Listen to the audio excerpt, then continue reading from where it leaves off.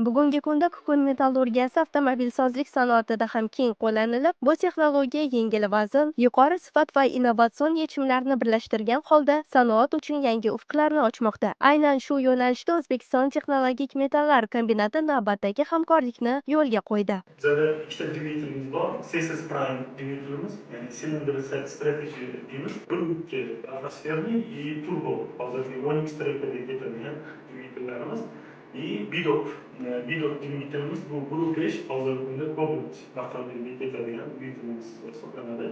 Kombinat UzAvto Sanoat va UzAvto Motors Powertrain rahbarlari o'rtasida o'tkazilgan uchrashuvda avtomobilsozlikda qo'llaniladigan detallarni kukun metallurgiyasi asosida ishlab chiqarish va ularni mahalliylashtirish imkoniyatlari keng muhokama qilindi. Tadbir davomida tomonlar o'z salohiyatlari, ishlab chiqarish imkoniyatlari hamda kooperatsion ehtiyojlarini yorituvchi taqdimotlar bilan chiqish qildilar. Tadbirning eng muhim qismi tomonlar o'rtasida anglashuv memorandumi imzolanishi bo'ldi. Memorandum doirasida kukun metallurgiyasi asosida avtomobil sanoatiga mos mahsulotlar ishlab chiqarish va mahalliylashtirish va bir qator yo'nalishlarda hamkorlik qilishga kelishildi. Bugungi memorandum imzolanishi xomashyo va sanoat tarmoqlari o'rtasida barqaror hamkorlikni shakllantirish yo'lidagi muhim qadam deb hisoblaymiz. Tabiatda kamdan-kam kesadigan yer metallar zamonaviy dvigatellar ishlab chiqarishda, ayniqsa energiyani tejaydigan texnologiyalarga o'tish jarayonida juda muhim rol